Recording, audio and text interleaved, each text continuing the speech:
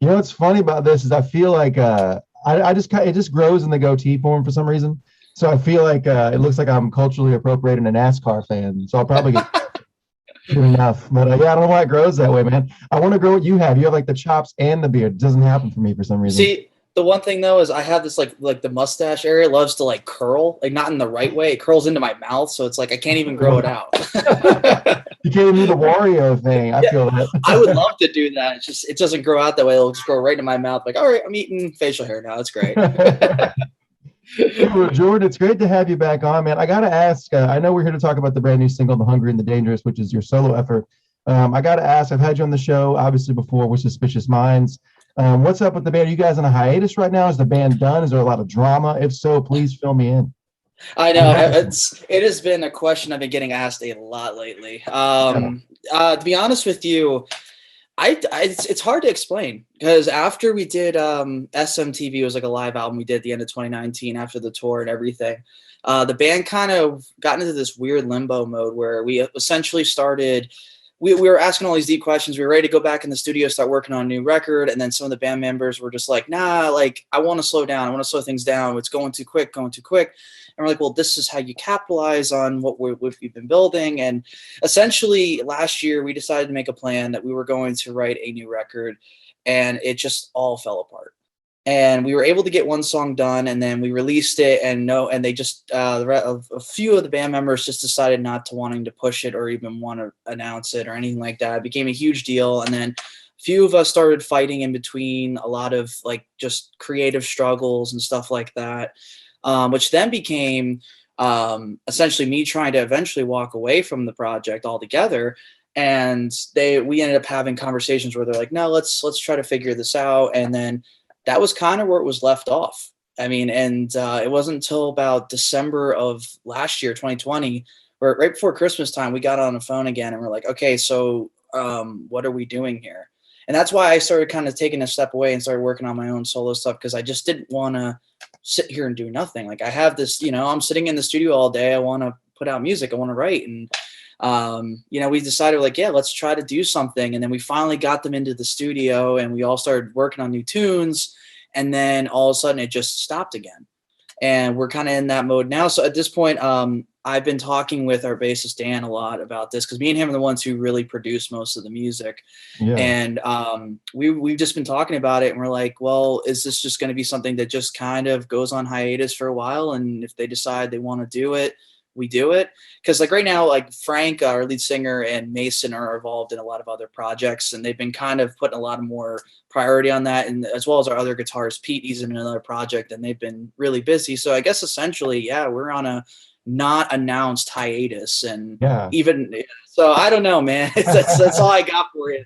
Well, it's funny because I always feel like being in a band it should be the easiest thing in the world. To me, it always was, but it feels like for a lot of people, it seems like their experience is a lot different. It could be the hardest thing. It should be easy, but yeah, keeping bands together and going is one of those things. And I think you're lucky that you're the singer. You can go off and do your own thing. You can sing and stuff. When my bands like fall apart, it's like, well, I guess I'll just go drum by myself. So at least you can put out records. And I think the new stuff is great, man. The Hungry, the Dangerous is a great song. And it kind of continues on where you left off in my mind with Suspicious Minds. You've always had like your music it's like an 80s vibe to it in the sense that it's kind of like just really grandiose, huge rock songs. Are you a massive fan of like 80s music, or am I just totally hearing that all wrong? Oh no, that's my entire life. I grew up like my first songs I ever heard in my life was Def Leppard's Hysteria, that record, and then like Tears for Fears, big songs from the Big Lounge album. Yeah. And since then, my parents were like diehard fans of rock and roll, like the 80s hair metal rock, and that's what I grew up on. I grew up on all of that, and growing up like especially into like the early 2000s, there wasn't much of a glam scene. And I was still that guy with the really long hair and all the makeup. And I'm like, I'm trying to make this happen. And I guess now it's finally catching up to the point where people are like, hey, the 80s is kind of cool again. So yeah, the nostalgia kicks in, I guess. But yeah, no, I've loved 80s hair metal and glam rock, stadium rock, whatever it is. It's been kind of how I've formed who I am, and yeah. So well, essentially, I remember we had you on the show at Suspicious Minds a couple years back. We talked about your go-to karaoke song, I believe, was The Outfield. Was that the song yes. it was? I remember we did it live on the radio, and I'm sure the Buzz listeners were probably like, what is happening? It was so funny to do that. And also, I posted that video of that flock of seagulls pin last night. You were the one person who responded to that in the sense of, whoa, it's, besides some people laughing at me, you were the one person that was like, it's a flock of seagulls pin. 'Cause I love that band. I think they're extremely underrated. I They think are. they go far past the Iran stuff. I mean, that's a great song, but it's like, I feel like most people just know them for that, you know? You know what's really funny about that is the song "Finding Atlantis." I wrote it when I was in school at Full Sail, and the first version was actually all written acoustically, and it Wow. was really cool. I actually had to submit it to a songwriting panel, and you'll find this really funny. One of the guys on the songwriting panel was the guitarist of Flock of Seagulls. No way. And I was like, and of course, I'm the only guy who knows who he is. Like everyone else is like, who's Flock of Seagulls? So I'm Yeah. sitting there, and he hears my song, and he starts laughing. And I'm like, is that a good laugh or is that a bad laugh? Like what? And he goes, well, I have to ask, who was your influence on this? And I'm like, well, I didn't run very far away from 80s metal music, if that's what you're asking. And he started Yeah. dying laughing. Nicest dude in the world, though. Yeah. Yeah. Was it Paul Reynolds? I think Paul Reynolds is one of the greatest guitar players of all time, man. Like, It might have super been. good. I think it does. I think it was him because he does he live in Florida? Because I think the so. guy, yeah, I think it was him. Yeah, Yeah, that's super funny. nice guy. I love that. Yeah. And so you were saying you were down on Broadway last night. I want to ask your opinion on this. Sure. One of the most confusing things, obviously, this last year has been full of confusion and a lot of, it seems like a lot of things that were, you can do one thing, you couldn't do the other. A lot of silliness over the last year, in my opinion. One of the things I thought was the silliest was that for the last year, when original bands couldn't really be on stage, but yet cover bands could play songs of original bands. What's your thoughts on that? I always thought that was the strangest thing. I have so many friends who couldn't play shows, but then they basically could book a cover show. We almost booked a Cavo cover show just to play Cavo covers because we're not really Cavo The then. Blue Oyster Cult way of doing it. Yeah, why not? The border way, exactly. Hey, why not? Yeah, No, I agree with you. I think it's a lot of just political nonsense. Because, like, from what I mean, I could be wrong, but from what I was hearing is it really came down to a lot of the guys who run those huge places on Broadway refusing to want to close to Cooper and stuff. And yeah, I mean, I think it's kind of silly. Like you're telling me I can go drink at the Valentine or the Mellow Mushroom and listen to Pour Some Sugar Me Be Done Wrong 90 different times, but I can't go see an awesome rock band at the Exit Inn. Are you kidding me? Like, do yeah, have capacity at least, or like I love what Exit Inn's doing now with the outside stage, but yeah. Me yeah, too. it's just so silly because like I engineer with Icon Entertainment Group out there, and right now it's kind of funny because when sometimes when I'm doing shows, you'll see people and none of them are wearing masks, and it's more Yeah, filled up than a room that you'd maybe see at a local show, and it's like, okay, so it's okay to do this, but all right, whatever, it's politics, I guess. Rock and roll always is going to get the short end of the stick, oh always. yeah, always. And I think Yeah, it was interesting to see just 2020 with like so many, like, not want to say wasted records, but like records that came out that I think would have taken bands to the next level. And to have seen like everything just went away was the most unfair thing to see how the music industry really had to struggle. One of the instances I would say is the band Moaning, which is a band I love on Sub Pop, and the first record did pretty well, and this new record was about to, sometimes the sophomore record takes you to the next level, and then all this happened and they can't tour, and it's just like, man, that's just heartbreaking to see, it's because a I feel like nightmare. in my experience, a lot of like my band's career, when things went bad, it wasn't because of pandemics or things like that. So at least we can point at like, oh, well, someone screwed up. But what a terrible situation where it's like, well, this is totally out of our hands. I guess we'll Yeah. just join a cover band so we can play songs, I guess, you know? Well, I think the thing that sucks too is like you think about it, like all these, you think about like the bands that are super successful or have been. Like let's talk about like let's go back to the '80s hair metal bands like Skid Row and things like that. Yeah. They have these viewpoints of like, oh well, it sucks to not be on the road and not doing this and doing this 24/7, whatever. But I look at it like, well, let's think about this. You, at least when you were in your point of your career, like look at the bands that are trying to come out right now, the adversities that we're having to face in today's world, especially with Yeah. like rock and roll seamlessly kind of getting neglected more and more. It's like, Yeah. think about being a guy in his mid 20s or his late 20s or even teenager trying to break into this industry where you can't tour. The only avenue that you have to get new fans is maybe you get on a Spotify playlist. Maybe you get a cool video that strikes right with one cool DJ. Like Yeah.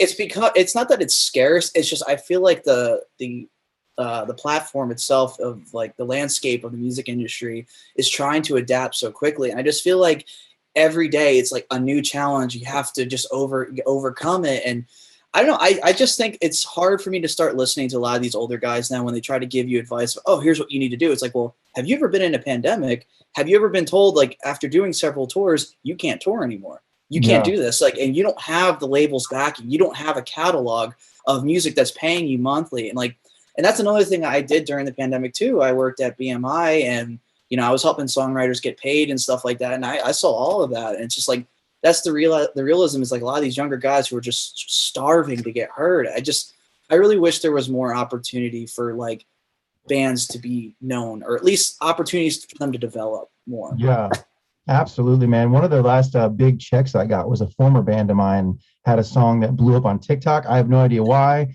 I assume kids were dancing to it because I assume that's what people do on TikTok. I refuse to download it and find out. But I remember Oh, it's fun. This is so funny. I was like, you just get paid for kids, I guess, lip singing and dancing now, which is a different world. It's a much different world. But Jordan is here to talk about his brand new single, Hungry the Dangerous. Also, we should point out today is Mother's Day. I wanted to ask you, growing up, because it seems like everyone has, at least at some point in their career, a band mom. And so growing up for me, my mom literally came to like, I mean, she was so supportive, almost to a fault at times. I actually have a memory of the band I'm in now, Cavo, opened up for my old band at the Hard Rock Cafe in St. Louis. I want to say it was like 2005 or 6. It was a long time ago. And the only person that came was my mom. I have a distinct memory of playing this show, and my mom was just standing there watching. But almost to a point, too, to where when things got not so good in the band world, she was never afraid to say to me, hey, I think it's time you tried something else. You know what I mean? She was always really honest, and I would say carefully supportive. How was your experience growing up with your mom? Was your mom like a band mom, or was she like, please don't start a band, Jordan? Well, my mom was always been my number one fan. Like, that's the way I look. That's why she's always kind of brought it to me, and I've always took it that way. Like, she never wanted to be a band mom. That's what I thought was so funny. But we always had rehearsals in my basement. So like she always had to hear all this heavy metal or rock and roll or this or that. And she used to tell me every day, she's like, get a rehearsal place, but I'll support you, but get rehearsals. But of course, more people kept coming, and we just keep throwing down. But no, my mom has always been so supportive of everything. Like, she supported me like with every band I was in. If I was making 5 cents or if I was making good money doing it, she also supported me. But like when she was the first person I would go to, like when I wanted to make a life decision in music, like when I first left my first band that I was doing really well with, we were touring a lot, we were getting records done, we had labels noticing us. I wasn't happy with the direction. I just didn't know what to do. And like, and she, you know, okay, go follow your heart, follow your dreams. And I kept doing that. And like, and then all of a sudden deciding to go to school, which a lot of people are like, why are you doing that? Because you already have this good thing going with a band. Why are you just trying to take a step back? And she's like, here's what, you know, think of the bigger picture. And she's always kind of been that for me. And she's always been able to be like the clarity that I need. And she's always at my shows. Like I hope she'll eventually come out to Nashville to come see some of this new stuff that I've been working on. Yeah. But no, my mom has always been there for me. And she's always the one who'll buy like 5 copies of a song or a record. And like, she'll buy all the t-shirts and I love that. It's great to have that. I have a lot of friends who don't have that support system. So I always felt really, really lucky to have that.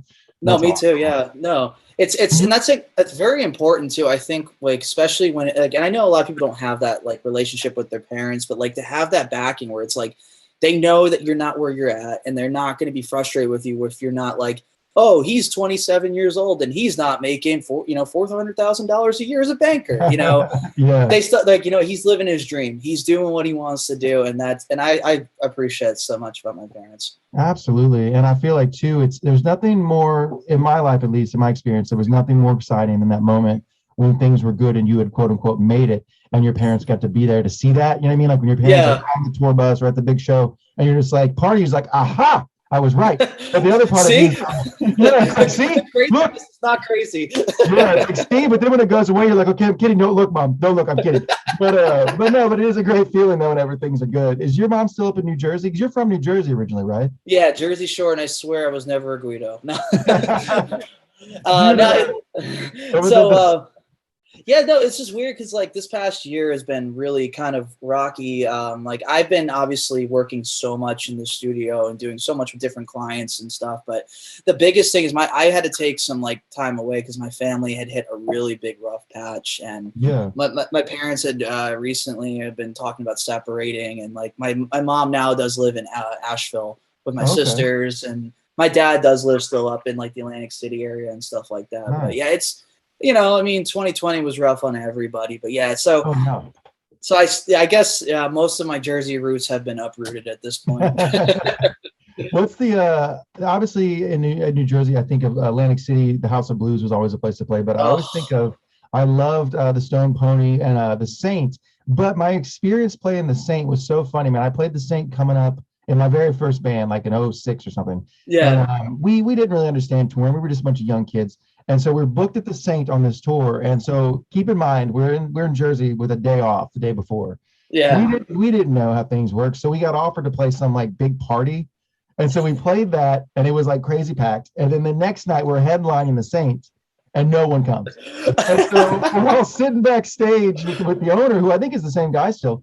And Yeah. he's a hard ass dude, and rightfully so. And Yeah. somebody makes a comment, or maybe he saw on like MySpace or something that we had played this show. And so after the show, he comes backstage to me and he's like, you're gonna pay me a lot of money right now. Like he like hustled me up against the wall and was like, you're gonna pay me. You really screwed me over. I saw you guys played another show. And so I'm like terrified of this guy. I'm like, 19 or something. And I'm like, yeah, no. We get some cash out of the merch bin. So I go out and I get the merch bin and I just run. And we get the hell out of it. And so then fast forward, like, I don't know, man, 10 years later, my band's on tour. We played the Saints. And I get there and I remember being like, I hope it's not the same guy. He didn't recognize me and he loved the band and people actually came. But I remember like the whole time like being like really nervous. Like, is he gonna be like, wait a minute, I remember this kid. But that's a cool place. And I think there's definitely it's one of those areas that people don't realize, like, the Saints and the Stone Pony are historical venues. And growing up, I mean, did you play a lot of those places, I assume? Like, yeah, so it's funny. I have a really funny story about the Saint, but so I'll do that first before I talk about that. But yeah, so the Saint, I've only played there one time because I agree. There's so many cool venues in Jersey that a lot of people don't realize how historical they are. Like you have the Stanhope House that like is so huge. It's like a small venue, but like, Stevie Ray Vaughan used to clean dishes there so he could play guitar on stage. That's Such amazing. a cool spot. Yeah. Yeah. And then the Brighton Bar, which is like the Whiskey A Go-Go of New Jersey, which is like everybody who's anyone goes there and plays. But yeah, the funniest thing about the Saint, and I've had a similar experience like you there, because we played a show there, and one of the first bands I was in, we were getting ready to go on tour, and our Jersey date was at the Saint, and we were opening up for the 80s hair metal band Tough. This is amazing. And it was incredible. So they were trying to build this up like it's going to be such a big show, this and that. And I'm not going to diss on Tough because they were phenomenal, and they gave me so much advice. And obviously the lead singer managed a really cool sleeves band that I was really into, and he gave me so much advice. But like the funniest thing was when we went to go play this show, we're like, all right, we're going to try to sell these tickets out and this and that. And we sold all these tickets, but nobody showed up. So literally. Like so Tough comes on stage and it's just our band and the openers, and we're like, where did no one showed up, and we're like, what happened? And then the manager or the owner tried to come at us for money. We're like, dude, we sold all the tickets, man. No one showed up. Yeah, it must be his move. Yeah, I'm like, dude, don't blame me. But then ironically enough, we ended up meeting a really cool promoter, which then got us into like other venues. Stone Pony, I've played a couple times. I do love that stage. I do feel like they can be sometimes a little unfair to local bands because I mean that's everywhere nowadays though. Like the whole pay to play thing. It's like I think there needs to be a new model made around. Yeah, it's how do you expect a local band that's just forming to here, come see my band for $25 for a 15-minute set? Like it's so disingenuous too. I feel like there's such a tendency where bands they'll just buy their own tickets, then no one shows up. And I remember doing that a lot in the early St. Louis days with different promoters. And I remember thinking, why don't we just start our own promotion company then? Because we're the ones bringing everybody here. And then you feel bad for the headliners because, your friends are going to leave after you play. It's just the way it is. We experienced that in the Cabo days a couple years back. There was some show where the opening band had to pay and sell tickets or something. And you could just feel the vibe of like the people that were really there to see us and then their buddies from work who just bought the tickets, So. It's true. One time I was on tour, we had this gig in Pensacola. Did you ever play the Handlebar by any chance? Oh yeah. Yeah, I love that joint. So we went there. We were on tour. We were like kind of the band that no one knew about, and we had some fans in the area, so we were able to sell some tickets. But like they were trying to tell us like, oh, these local bands we're putting on the bill are going to be really good. Like they're a really good following, and then We show up there about 2 hours for showtime, or not even that. The doors would open at that point, and there was a dog running around the venue. That was it. I was like, oh God, it's one of those nights, man. That is amazing. You literally played to your dog. I love that. Yeah. I mean, at least there were some people who came out at some point, but yeah, it was, I was like, oh, it's just one of those nights you're playing to the animals, man. Yeah, literally. I love it. Well, dude, since you're here, man, I definitely want to play the 5-round question game with you. We haven't played that in a long time. Let's do this. 5 questions. And I'm always afraid I mispronounce your name. Is your last name Moed or Moed? I was not sure.